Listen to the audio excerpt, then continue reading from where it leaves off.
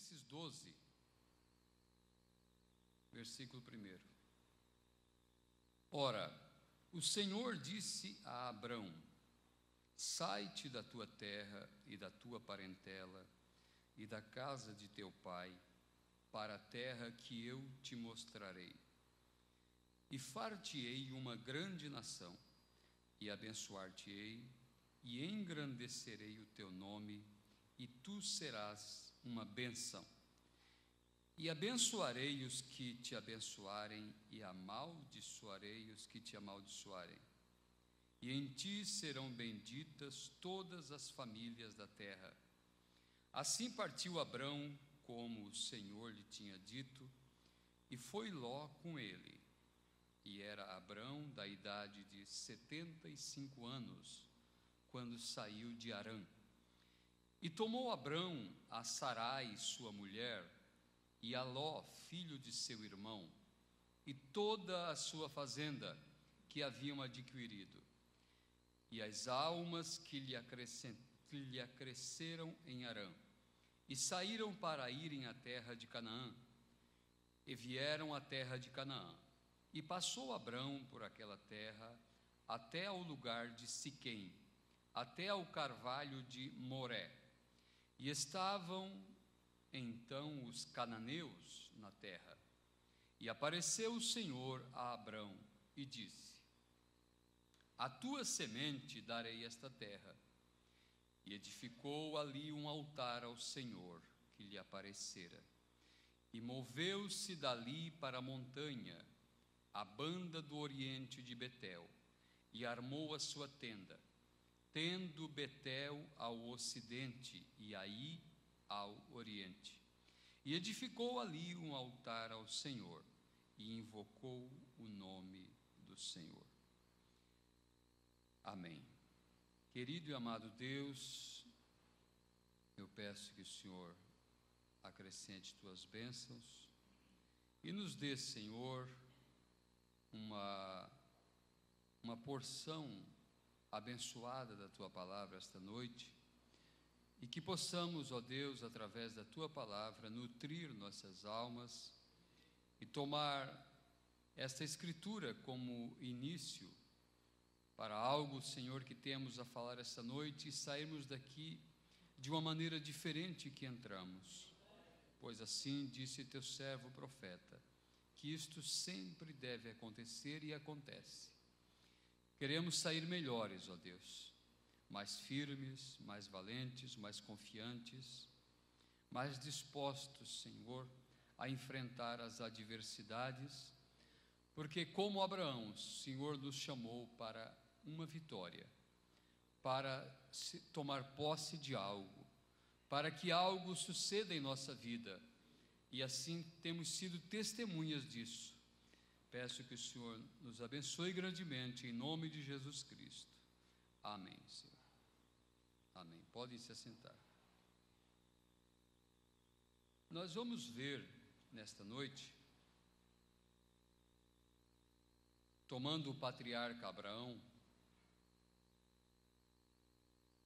que a nossa caminhada cristã,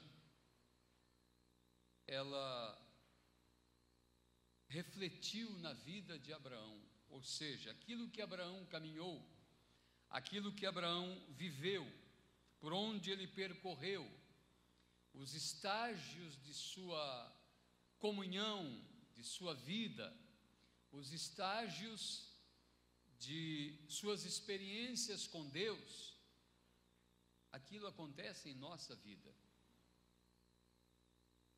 Abraão era um homem comum. Abraão é chamado por Deus para sair do meio da sua parentela, como nós um dia saímos do meio de nossa parentela. Não quer dizer propriamente como Abraão, parentela sanguínea, mas deixamos denominação, deixamos religiosidade para caminhar na presença de Deus. É isso verdade? Amém. Você está disposto a ouvir a palavra? Amém. Porque eu só vou falar se vocês me ouvirem. Se continuar todo esse movimento, eu vou parar em seguida. Nós não viemos aqui para cantar, nós viemos aqui para ouvir a palavra.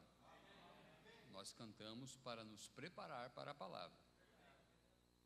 Simplesmente é um desrespeito quando começa a se falar da palavra e todo mundo começa a andar na igreja. Essa igreja já não é tão pequena para não saber dessas coisas. Você tem algo para fazer, faça antes da pregação. Infelizmente eu estou falando talvez para pessoas que nunca fizeram isso. Mas vocês notaram como ficou em desordem agora a igreja. Eu peço por favor, eu fico muito envergonhado, principalmente nós transmitimos nossos cultos e pessoas em outras nações estão me ouvindo e eu tenho que falar essas coisas. E quando a visita é mais ainda, porque a primeira pessoa a ser visada é o pastor no si da igreja dele. E às vezes nós nos preocupamos em falar de trovões, e falar disso, e falar daquilo outro, e estamos errando no mínimo, na base, em coisas que entristecem o Espírito Santo e ele simplesmente vai embora. Porque o profeta falou que as coisas que entristecem o Espírito Santo em uma reunião é falta de ordem, é a música mundana e a falta de reverência, a falta de liberdade do Espírito Santo falar. A falta de ordem, que é a falta de reverência, a música mundana na igreja. Agora nós tivemos um bom período de hinos, de louvor, e cremos que o Espírito Santo se agradou com a nossa adoração. Mas isso não quer dizer que ele deixa o culto pela metade. Ele pode deixar, nós ficamos aqui até meia-noite. E diz o irmão Brana, a nossa falta de ordem, ela estraga o culto daquele dia e o próximo. Eu não estou assim tão preocupado comigo, vocês me conhecem, mas no próximo culto nós vamos ter e queremos que a igreja seja abençoada. Muito bem. Em Gênesis 12, Deus chama Abraão. Em Gênesis 13, Deus separa Abraão de Ló. Você veja que quando Deus chamou Abraão, Abraão obedeceu a Deus parcialmente. Porque Deus disse, sai do meio da tua parentela. E a Bíblia diz, e o seu sobrinho Ló foi com ele. Ló causou problema na viagem. Ló causou intriga na viagem. Porque não estava Ló nos planos originais de Deus.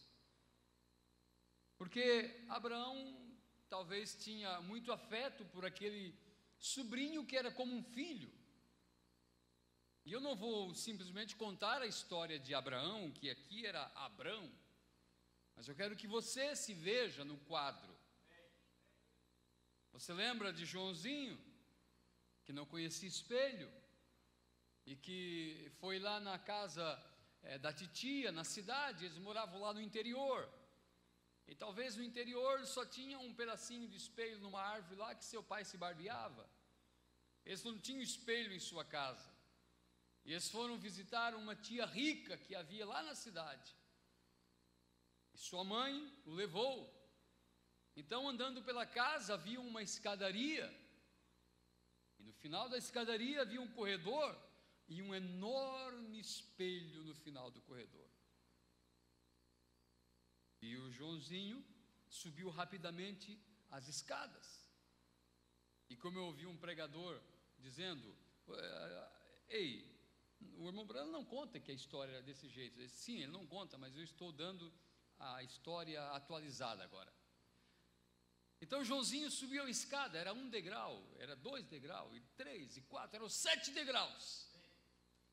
E quando ele chegou no 7º degrau, ele viu o espelho inteiro.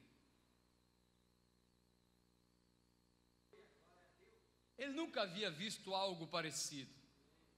O Joãozinho olhou para o espelho, parou. A primeira impressão que era um garotinho que estava ali, que podia ser seu companheiro de brincadeiras, mas ele acenou assim, fez alguns gestos ali, e gritou para sua mãe, que estava talvez lá no 3º degrau, mamãe, esse sou eu. Então, que você se olhe na Bíblia. Não fique por aí pensando em algo. O pastor agora vai começar a falar uma palavra ali, vai com Abraão para um lado, com Abraão para o outro. Eu já sei isso há muito tempo. Mas espere, olhe-se no espelho. Não é Abraão. Mamãe, esse sou eu. Você precisa se ver na palavra. É nosso álbum de família. Em Gênesis 12, Deus chama Abraão. E Deus não conta tudo que vai fazer através dele. Disse: tu serás uma bênção. Sai do meio da tua parentela. E ele obedeceu. Em Gênesis 13, Abraão separa-se de Ló. Ele está progredindo agora. Porque esse era o plano de Deus. Trazer Abraão a uma intimidade. Qual é o plano de Deus com você? Comigo, conosco? Nos levar a uma intimidade com Ele, a ponto que você reflita seu caráter, a ponto que você seja Ele aqui na terra, porque esse é o plano dele. Em Gênesis 14, Abraão vai a uma guerra contra 5 reis, e ele vai vencer essa guerra. E quando ele volta vitorioso dessa guerra, ele tem um encontro com o mesmo Deus que o chamou.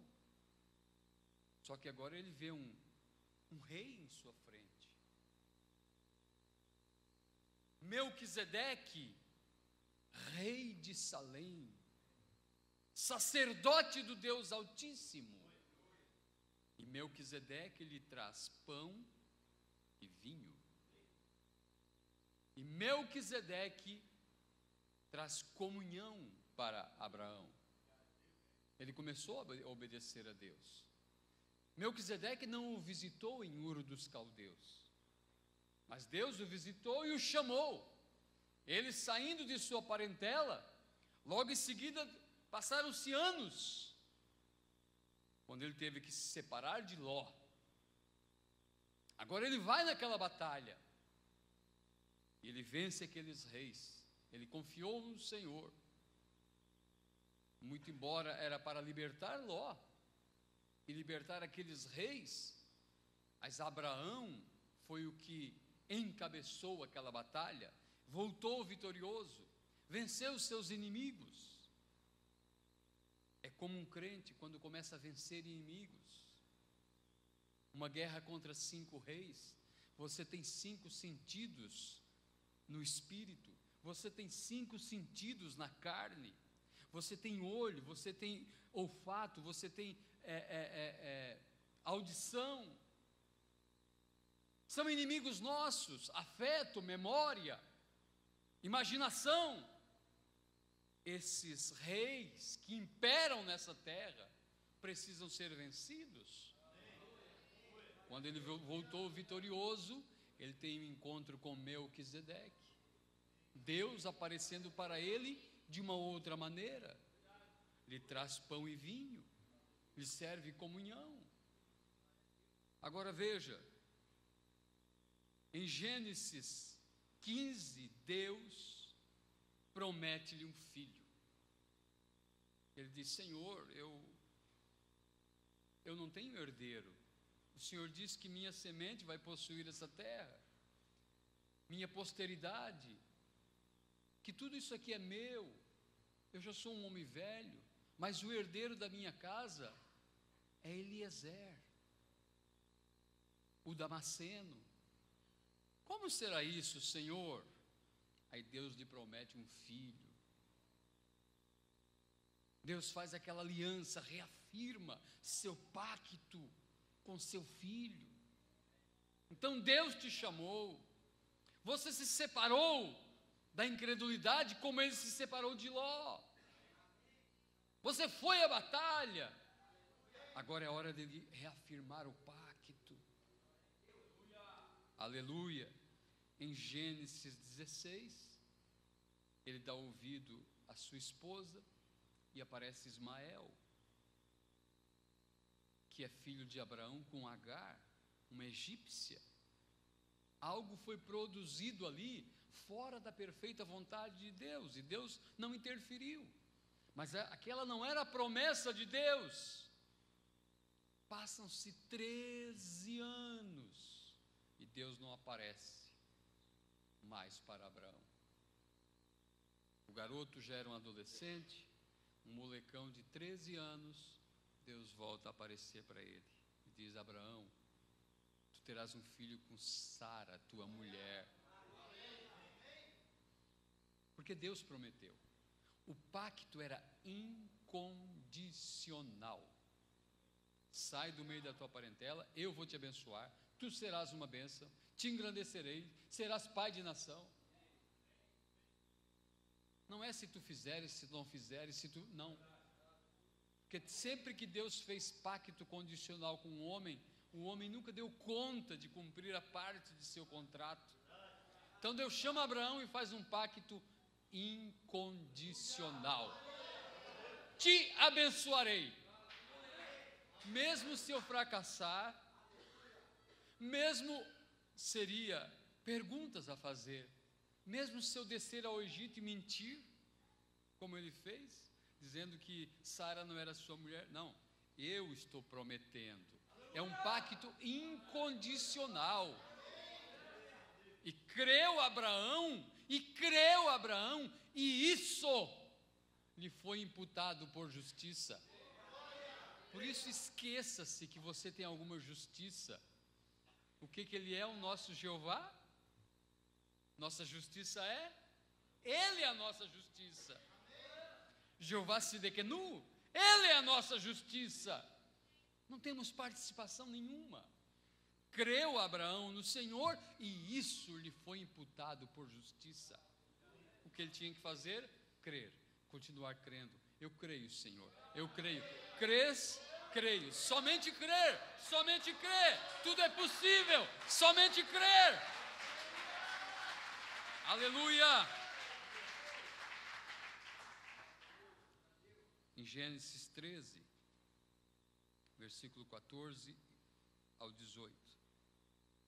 E disse o Senhor a Abrão, depois que Ló se apartou dele: levanta agora os teus olhos e olha desde o lugar onde estás, para a banda do norte e do sul, e do oriente e do ocidente, porque toda esta terra que vês, te hei de dar a ti e a tua semente para sempre, e farei a tua semente como o pó da terra, de maneira que, se alguém puder contar o pó da terra, também a tua semente será contada.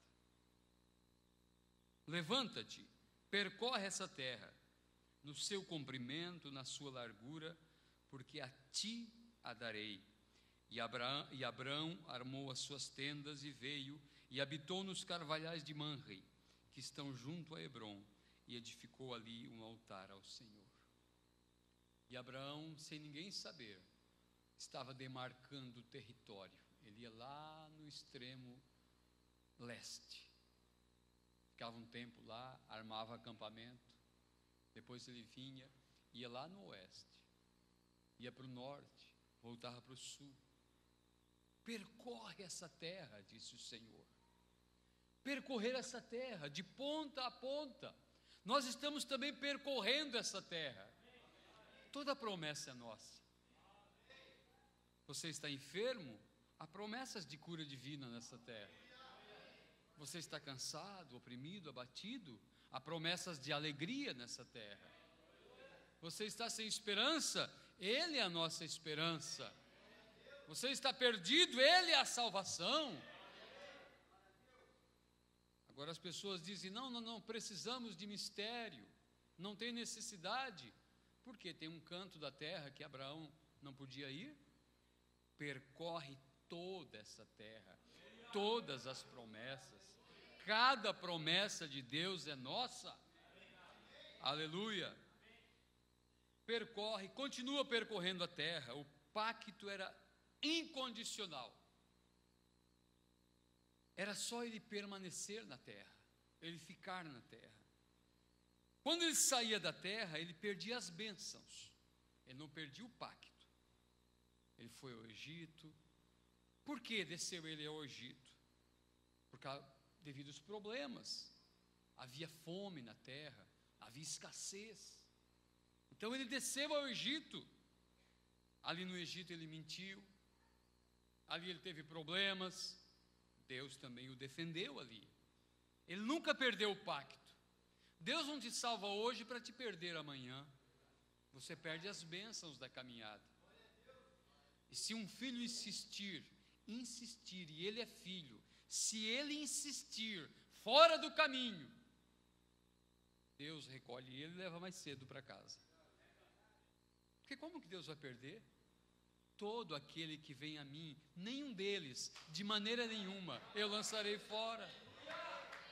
Agora você tem que ter essa fé. Ninguém em são juízo, em sã consciência, ia dizer que aquele homem, já avançado em idade, com uma esposa estéril, seguido por uns servos ali, pastores de ovelhas, armando sua tenda em um lugar, em um outro, não tinha uma casa. Esse homem, que falta de responsabilidade, vive de cabana, de um lugar em lugar. Ninguém diria que ele era dono da Palestina. Ninguém passava e dizia: olha, esse está o dono de Canaã, ó. Hebron, Sinai, Jordão, tudo é dele. Não, não. Mas ele sabia. Ele sabia: essa terra aqui é minha. Aquelas montanhas distantes lá são minhas também. E creu Abraão no Senhor.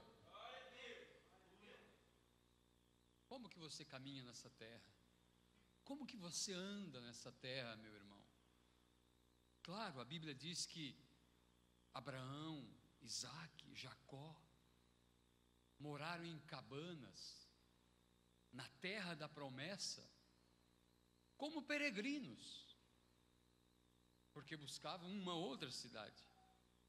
Eles sabiam, eles eram profetas, eles recebiam a visitação do anjo do Senhor, eles eram homens que viviam debaixo do reflexo do sobrenatural. Aleluia! Eles sabiam: estamos morando aqui, Deus nos prometeu, essa terra é nossa, mas buscavam uma cidade cujo artífice construtor é Deus. Porque mesmo na terra da promessa, um dia Abraão teve que comprar um campo, e queriam dar aquele campo para ele. Ele disse: não, eu quero pagar o preço. Campo de Maquipela, para sepultar sua querida esposa Sara. Ele sabia que era promessa de Deus, que era a terra da promessa, que era de sua gente. Mas um dia ele se encontrou com um rei, e o rei morava numa casa que não morria, que não envelhecia. Era Melquisedeque, rei de Salém, rei das teofanias. E quando Abraão se encontrou com aquele ser em sua frente, ele viu que ele morava numa casa diferente. Disse Jesus: na casa de meu pai há muitas moradas. Aleluia! Você mora aqui, essa casinha fica velha, essa casinha adoece, as pessoas gastam fortunas, gastam dinheiro com cirurgia plástica, estica de um lado, estica do outro, aquilo vai ficando esquisito, parece uma borracha. Tranca a cara, fica feio, ri, fica feio. Melhor deixar enrugado mesmo. Agora Abraão olhou, não havia uma ruga naquela casa, não havia um fio de cabelo branco naquela cabeça. Ele começou: eu quero buscar essa cidade, esse lugar de morada, essa morada eterna. Essa aqui é passageira, essa aqui se vai, essa aqui é temporária, mas há uma casa, eu tenho uma casa. Aleluia! Onde não entra enfermidade, onde não entra dor, onde não entra canseira, onde não entra depressão. Oh, Abraão, habitando na terra da promessa, mas buscando uma cidade. Como que terra alheia, diz a Bíblia, habitou na terra da promessa ele, seguido dele Isaque, seguido Jacó, como que em terra alheia, porque buscavam uma cidade cujo artífice construtor é Deus. Aleluia, graças a Deus. É a nossa caminhada, irmãos. Como que você anda aqui? Diz a Bíblia, Jesus disse, São Mateus 24, também em Lucas, falando dos terremotos, falando das guerras e dos rumores de guerras, falando das pestes, falando também dos sinais, falando da vinda do Filho do Homem numa nuvem. Todas essas coisas estão falando ali. E depois diz assim: quando virdes estas coisas acontecendo, levantai vossas cabeças, porque a vossa redenção está próxima. Abraão buscou a cidade, entrou em companheirismo com Deus, confiou em Deus, confiou tanto em Deus, um homem que não conseguia confiar tanto assim em Deus, a ponto que Deus disse, apareceu para ele: sai do meio da tua parentela, anda na minha presença, eu te abençoarei, tu serás uma bênção. E ele levou seu sobrinho com ele. Mas esse mesmo homem foi crescendo na fé, foi crescendo e foi confiando tanto em Deus, que um dia Deus disse assim: Abraão, amanhã cedinho, pega o garoto, o teu filho, o teu único, diz a Bíblia, e vai lá na montanha que eu vou te indicar, e sacrifica ele para mim. Tudo bem, Senhor, estou indo amanhã cedo. Lá vai Abraão agora em obediência. Um homem que não conseguia confiar tanto em Deus, um homem que dava ouvido para sua esposa, quando quis cumprir a promessa através de uma serva egípcia, querendo ajudar Deus. Mas agora você encontra Abraão no nível tal de companheirismo e de convivência com Deus, que ele sobe a montanha e ele diz para os seus servos: fique aqui, porque eu e o garoto vamos subir a montanha e vamos adorar a Deus e voltaremos. A faca aqui na bainha, a lenha nas costas de Isaque. Isaque diz: pai, aqui está a lenha, pai, o fogo.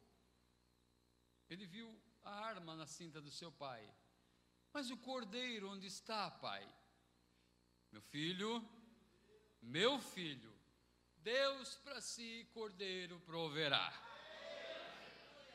Em frente. Diz o profeta, Abraão cria tanto no Senhor, que quando ele não tinha nada, e sua esposa velha, e ele, um homem já adiantado em idades, e sua esposa há muito havia passado tempo de ser uma mãe, e ele não tinha nada para se segurar, ele creu no Senhor. Agora ele tinha cinzas, ele podia matar Isaque, queimá-lo, das cinzas Deus levantaria Isaque. Mas quando ele deu prova da sua fé, Deus disse: não faças tal, Abraão, eu sei que tu crês em mim. Aleluia, glória a Deus, graças ao Senhor. Vimos que mesmo quando ele desceu no Egito, Deus feriu os egípcios, mesmo ele fora da vontade de Deus. Deus cuidou de seu servo. Você pode ir para onde você for, Ei, você quer ir para o mundo, você vai. Se você é uma filha, se você é um filho, você não vai ficar lá. A menos que não seja, aí está tudo bem. Mas se é um filho, não tem jeito. Disse Paulo: quem nos separará do amor de Deus? Só tem uma coisa. Perguntaram ao irmão Brana, então quer dizer que se eu sou um salvo, eu posso ir para o baile? Ele disse: sim, se você é salvo, irmão, você pode ir para o baile. Só tem uma coisa: se você é um salvo, você não vai querer ir para o baile. Você vai querer estar na casa de Deus, porque você é um salvo. Você não usa essa roupa que você usa para se salvar. Não, Ele já te salvou. Ele pagou o preço na cruz do Calvário. Ele escreveu o teu nome no livro da vida do Cordeiro antes da fundação do mundo. Estávamos na mente de Deus. Você tem que lembrar que você é um preso. Você é uma prisioneira. Eu, Paulo, o preso de Cristo. Ele nunca disse eu, Paulo, preso de César, o preso de Roma, o preso do Estado romano. Não, eu, o preso de Cristo. O velho Paulo dizia ele, o prisioneiro de Cristo. E ele nos aprisiona com laços de amor. Com laços de amor. Graças a Deus. Em Gênesis 14, quando Abraão vai atrás de Ló, entra em guerra contra o inimigo. Aí sim, ele entra numa batalha para defender alguém, um parente seu. Aí está você em luta, aí está você em oração, aí está você em intercessão por aquela filha, por aquele ente querido, entrando numa batalha para afugentar aquela enfermidade. Aí está a irmã Missa, a sua esposa, numa batalha, porque Satanás levou alguém prisioneiro, uma enfermidade. Entre na batalha. Entre na batalha. Certa vez apedrejaram Paulo, e a Bíblia diz que aqueles homens jogaram tanta pedra em Paulo, e o jogaram fora da cidade, fora dos muros, porque ele pregava o Evangelho. Jogaram fora dos muros, porque o tiveram por morto.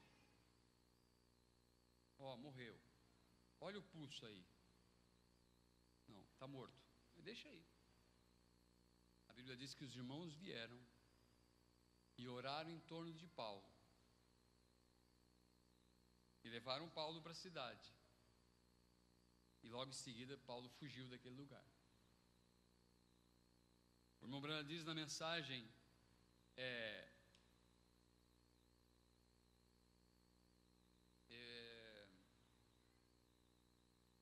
o selo da Páscoa. Ele sabe de onde que aqueles irmãos aprenderam aquilo? Eles foram em torno de Paulo e começaram a orar. E começaram a orar. E começaram a orar. E a força em nossa palavra. E a força em nossa oração. E começaram a orar. E repreenderam a morte. E Paulo reviveu. Paulo estava morto, diz o profeta. Sabe onde que eles aprenderam aquilo?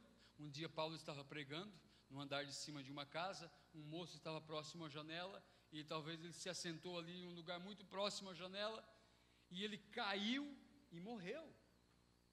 E Paulo desceu lá e chamou os irmãos em torno do irmão, e começaram a orar, e Paulo orou por ele, e a vida voltou.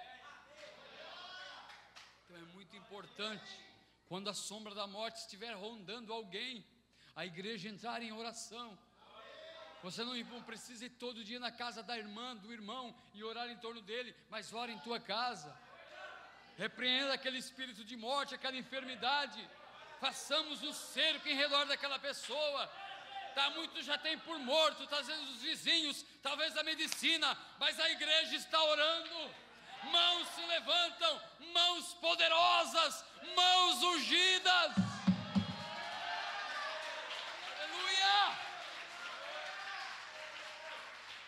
E a vida volta, graças ao Senhor. Então nós entramos numa batalha, contra o inimigo. Abraão entrou nessa batalha. Abraão voltou, e agora Abraão é um crente fiel. Agora veja uma coisa. Há uma escritura que gostamos de citar, porque ela é uma escritura vigente para nossos dias. Quando Jesus se referiu aos dias que o Filho do Homem haveria de se manifestar na terra mais uma vez, e diga-se de passagem, o Filho do Homem é o próprio Senhor Jesus Cristo. O Filho do Homem é um título do Senhor Jesus Cristo, como o Filho de Deus é um título do Senhor Jesus Cristo, como o Filho de Davi é uma das manifestações de Deus. E Filho do Homem é porque ele se manifestou como profeta. Ele nasceu debaixo da promessa de um profeta, porque Moisés e outros haviam profetizado: o Senhor Jeová suscitará um profeta no vosso meio. E Moisés disse: um profeta semelhante a mim, porque assim como Moisés tirou uma nação de dentro de uma nação, Jesus tirou um povo de dentro de outro povo, de dentro da religiosidade mosaica. E agora o Filho do Homem, o próprio Senhor Jesus Cristo, se manifestou através de um Filho do Homem. Um Filho do Homem é um profeta. Um Filho do Homem é um profeta de Deus. O Filho do Homem é Deus, o profeta. Jeremias, Ezequiel, Moisés, Paulo, todos eles foram profetas e são chamados na Bíblia de Filho do Homem. Como Deus chamava Ezequiel, você vê isso na Bíblia: Filho do Homem, ponha-te de pé. Agora Jesus Cristo é o Filho do Homem. Ele manifestou-se nesse tempo através de um Filho do Homem, através de um profeta. E Jesus, quando falou essas coisas em Lucas capítulo 17, ele disse como foi nos dias de Abraão, muito embora ele citou Sodoma e Gomorra, porque estava se referindo ao pecado que havia no mundo. Como foi naquele tempo, como foi lá, seria agora. Por isso estamos vendo a vida de Abraão, por isso estamos nos vendo no espelho da palavra, como um pequeno Joãozinho. Como foi naqueles dias? Agora, perguntaram ao irmão Brana: uma pessoa que não entrega dízimos, ela vai para o céu? Ele disse: não sei, mas disse: a noiva é dizimista. Porque quando Abraão volta da batalha, nós encontramos ele entregando os dízimos. E outra coisa, dízimo não é coisa da lei. A lei veio de Moisés, devido ao endurecimento do coração do povo. Nós estamos falando de Abraão, nosso pai na fé. Como aconteceu lá, acontece aqui. Aí você só quer saber de trovão, de filho do homem, porque encontramos em Gênesis 18, Elohim em carne, não agora teofanicamente, mas em carne aparecendo a Abraão. Mas quando chega na hora de você cumprir a sua parte, não, isso aí, então, não é bem assim como foi naqueles dias. E outra coisa, irmãos, a Bíblia diz assim, um pregador disse, eu sempre repito isso, eu nunca falei que o irmão Brana disse. Um pregador disse, eu tomei isso como uma frase para mim, e tenho usado muitas vezes. Ouvi de um pregador há muito tempo. Um pregador que só fala de dízimo, ele é falso. Ele é um mercenário. Mas um pregador que nunca fala de dízimo, ele também é falso, porque ele não está apresentando toda a palavra. Então, no livro de Malaquias, o que a Bíblia chama alguém que não entrega dízimo? Alguém me responda. Ladrão. Então eu pergunto, nós chamamos aqui deliberadamente um ladrão para vir cantar? Eu não estou acusando os cantores, eu só estou usando o exemplo. Nós chamamos uma ladra para apresentar o hino? Um ladrão para vir orar? As coisas de Deus têm que ser levadas a sério, irmãos. Porque é o que a Bíblia diz: em que me roubais? Nos dízimos e nas ofertas. Veja, eu tenho 10 centavos aqui, está na hora da oferta. 10 centavos é o que você tem. Bom, se você não tem outra coisa, é a maior oferta da face da terra. Se você não tem, como Jesus se referiu à oferta da viúva, que ela deu uma miséria, tirou um lencinho ali, achou um centavinho e colocou. E vinha o fariseu velho, puxava lá a carteira e colocava ali no gasofilácio. Jesus disse: vocês viram aquela viúva? Ela deu mais do que todos eles aqui, porque todos deram do que lhe sobrava, mas ela tirou do seu sustento. Era o dinheirinho dela passar na padaria e comprar uns pãozinhos para levar para casa. Talvez. Tudo bem, não estamos desmerecendo. Às vezes você só tem o dinheirinho para pagar a passagem, para vir na igreja, para pôr um litrinho de gasolina lá.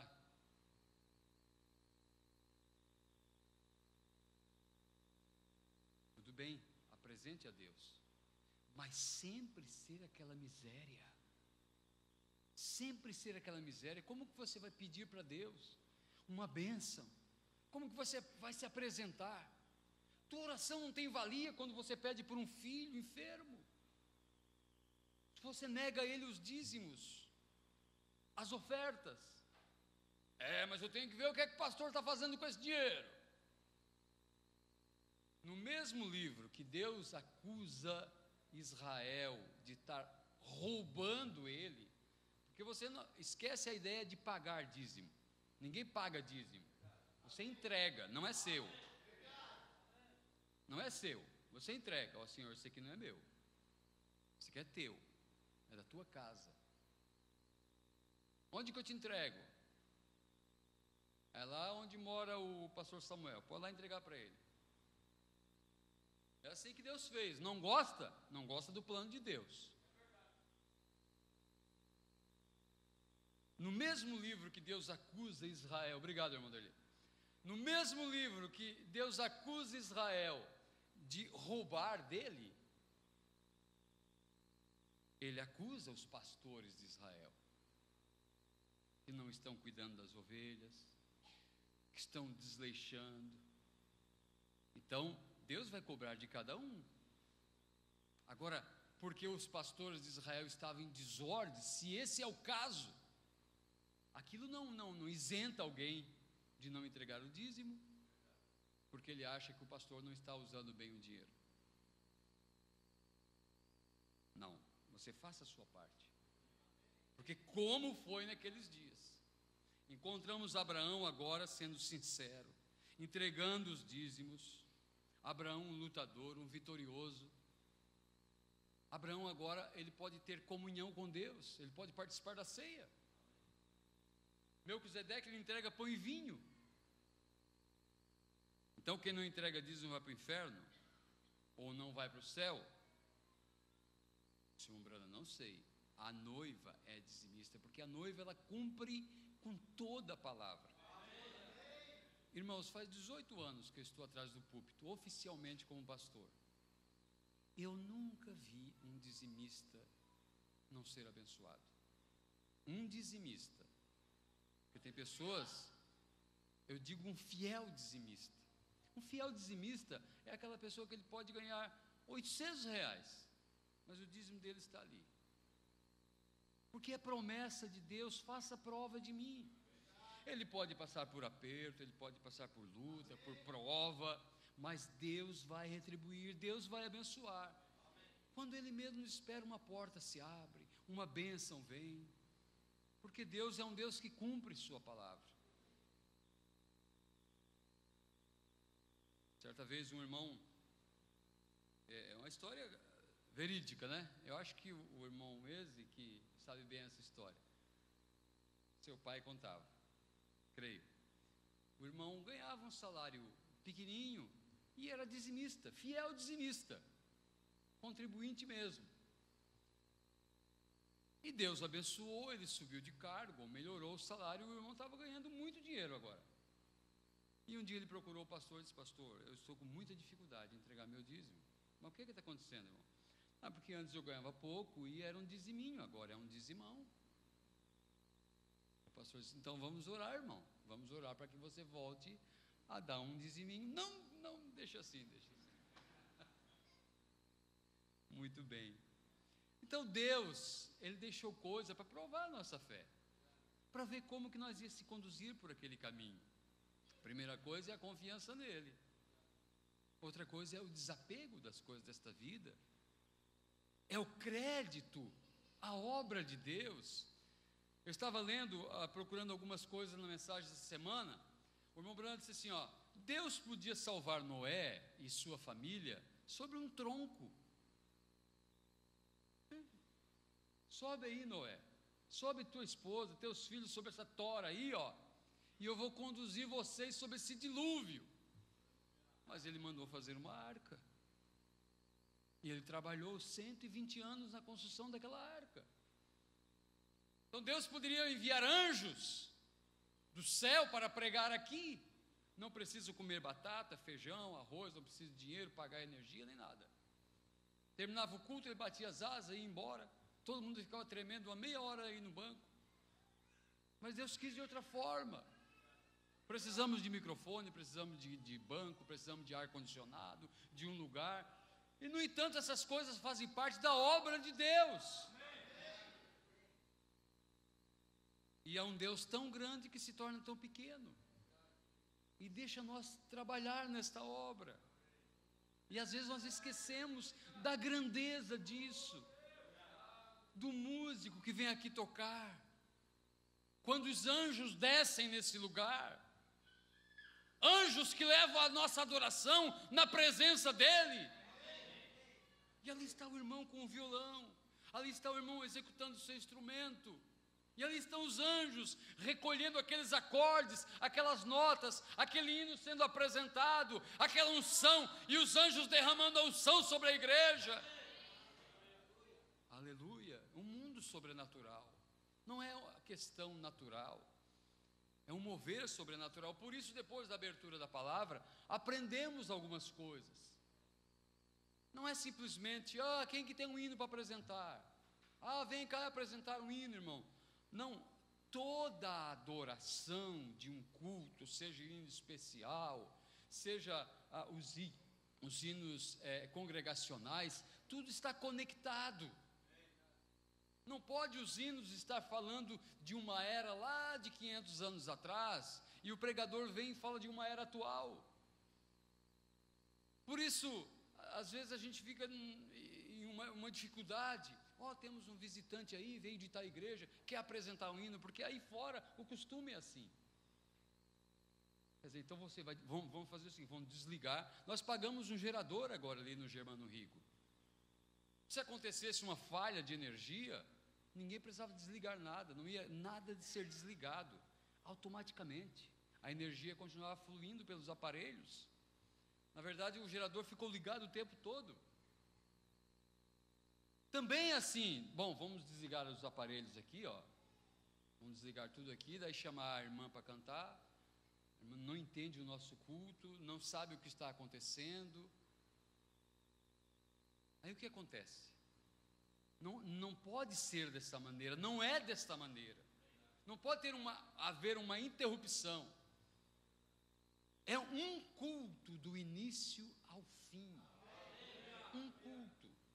O prelúdio é o culto. A parte que você se assenta, pega uma mensagem, sua Bíblia, vai lendo, vem aqui à frente se desejar, faça uma oração quietamente, já é o culto. Os hinos, a adoração, os hinos que cantamos, a mensagem que os hinos estão trazendo. Há hinos que cantamos, em 3, 4 hinos, falamos mais da revelação da mensagem do que foi pregado em 40 anos. Porque é a unção da águia voando. Devemos saber o nosso dia, a nossa mensagem. Então não é desconectar e tentar conectar algo ali. Tudo é uma adoração. E eu tenho que pedir desculpa antes de falar algo que eu não vou deixar escapar. Me desculpa o que eu vou falar, irmão Ney, não é culpa sua, é culpa minha por não ensinar. Porque assim, vamos adorar a Deus com a nossa oferta, continua o culto. Você trouxe a sua oferta de casa, você ensinou tua criança. Se não tem filho, chama eles. Hoje o pai não tem um dinheirinho para vocês colocar na oferta. Porque a Bíblia diz: ensina a criança no caminho que deve andar. Explica para ele que o pai entrega os dízimos, que o pai é um dizimista, que Deus prometeu abençoar, que se passarmos por escassez, Deus é responsável por nós. Podemos não ter hoje, mas amanhã Deus vai suprir. Promova uma fé no coração deles. Então vamos adorar a Deus com a nossa oferta. Se você não tem nada, você vai ser abençoado da mesma forma. Mas aquela expressão que nós usamos, Senhor, abençoa a mão que der e a que não der. Não, a que não der não vai ser abençoada. Porque o momento é de ofertar. A menos que aquela mão não tenha. Senhor, eu não tenho, Senhor. O Senhor sabe que eu não tenho. Aí ele vai ser abençoado. Mas ele trancar aqui, não, abençoa a mesma coisa, para quê? Não, abençoa a mão que der. Amém? Amém? São pequenas coisas, mas que ficam fora de lugar. Amém? Amém? Glória a Deus. Graças ao Senhor. Eu bati longe aqui com Abraão. Vamos lá. Abraão está apto para a comunhão agora. Você já pensou um bando de ladrão participando da ceia? Ladra. Não, você pode nunca ter um BO acusando você na delegacia. Ficha limpa. Mas Deus diz assim: em que me roubais? Toda a nação de Israel me rouba. Leia lá, Malaquias 3. Toda a nação, tudo ladrão. E dizeis: em que me roubais? Nos dízimos e nas ofertas. Repetindo, isso não foi instituído por Moisés. E como foi nos dias de Abraão, seria aqui.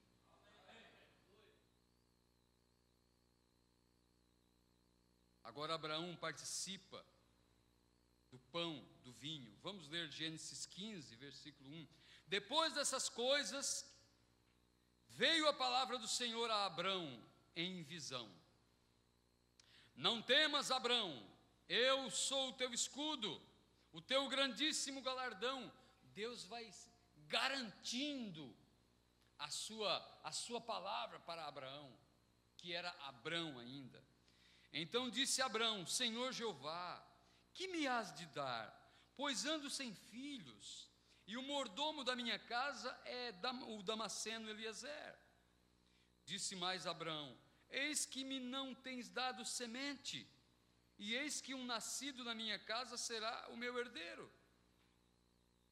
E eis que veio a palavra do Senhor a ele, dizendo: este não será o teu herdeiro, mas aquele que de tuas entranhas sair, esse será o teu herdeiro. Então o levou fora e disse: olha agora para os céus e conta as estrelas, se as podes contar.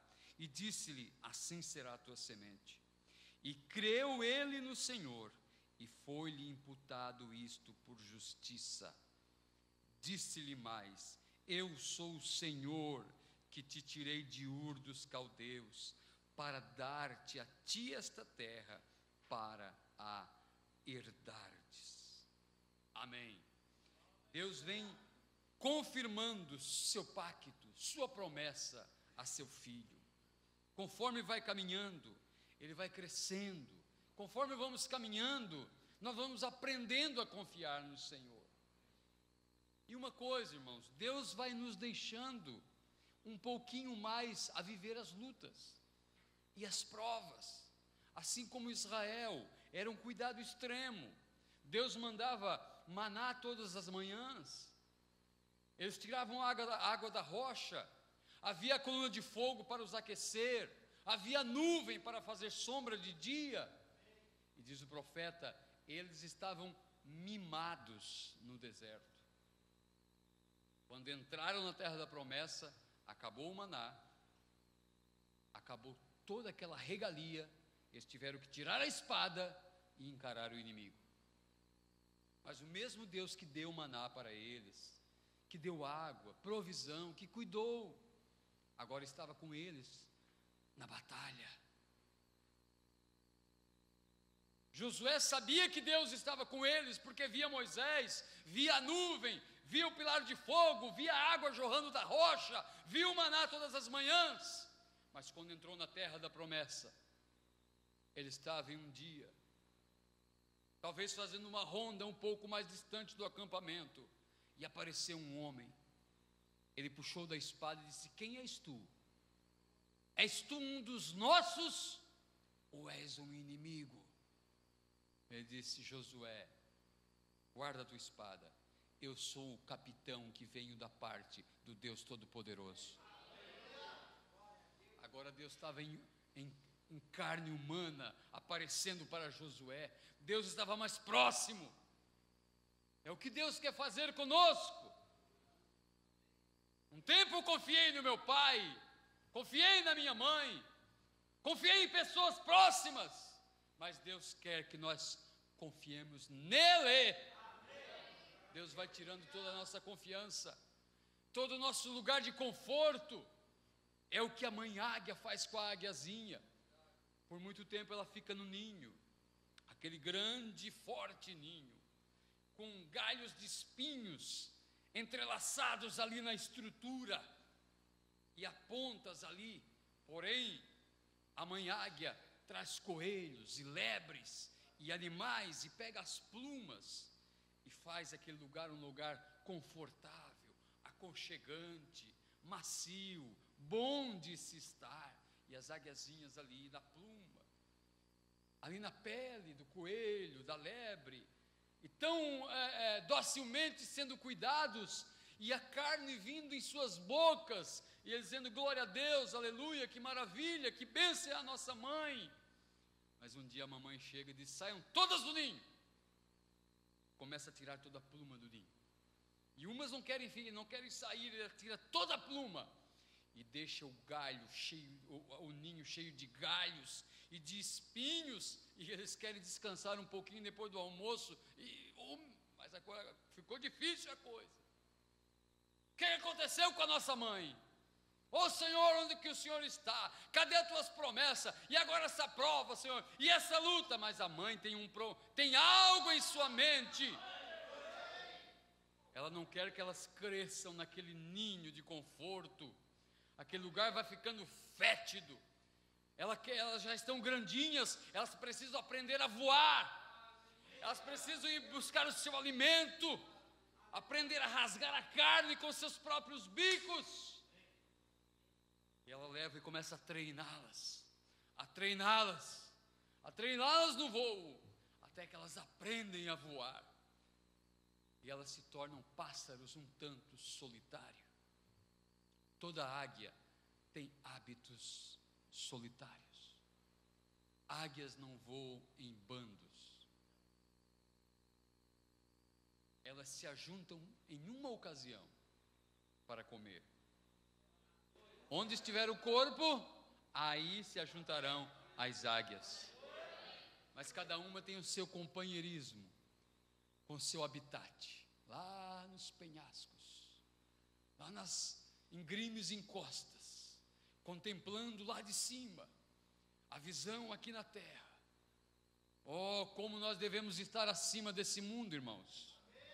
Esse mundo está de ponta cabeça, há perigos aqui embaixo, e todo tipo de manifestação surgindo, pessoas indignadas com corrupção, e a guerra, e a fome, e tantas desgraças acontecendo, e o pecado crescendo, e a morte, o banditismo, e chacinas, e não há mais segurança em lugar nenhum. Não há segurança nos lugares pequenos, nos lugares ermos, nas cidades pequenas. Os crimes que acontecem nas grandes cidades estão acontecendo bem nos nossos bairros. Mas nós devemos voar um pouco mais alto disso tudo e ter um companheirismo com o nosso Deus, e saber que toda promessa, tudo aquilo que Ele fez para nós, Ele é capaz de cumprir. Aleluia. Quando em Gênesis, quando depois de 13 anos, que Deus se ausenta de falar com Abraão, e Deus reaparece a Abraão, Ele diz: Abraão, eu sou o El Shaddai.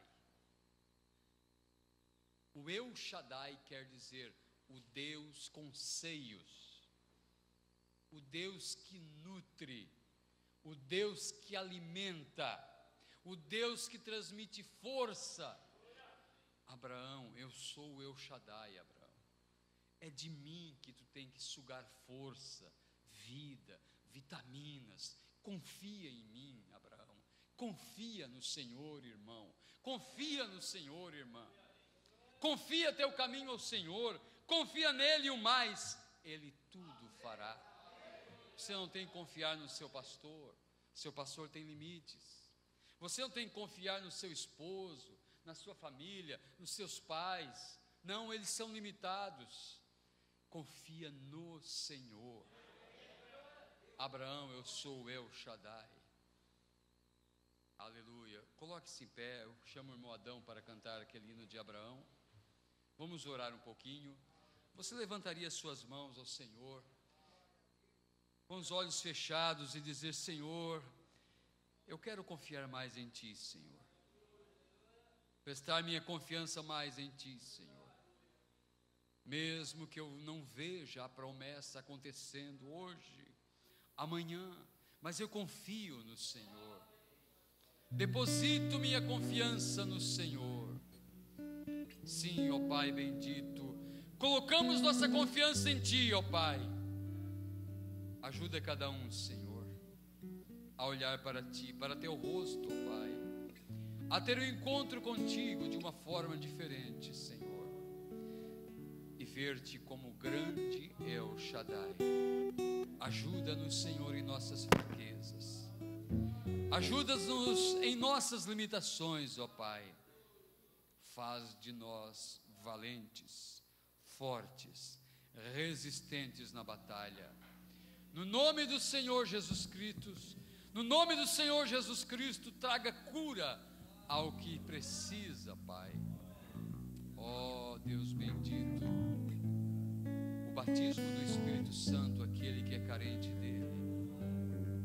Que cada um possa se apartar das coisas do mundo e viver inteiramente para o Senhor.